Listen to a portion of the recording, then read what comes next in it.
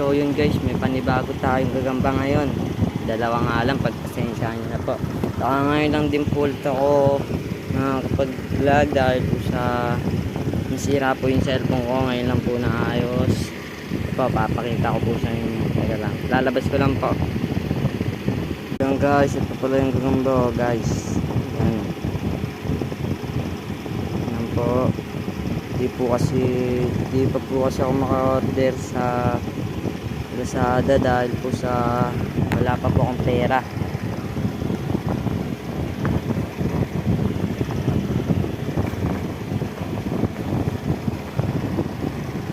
Ba po. Walang po yung gagamba ko. Ang garo.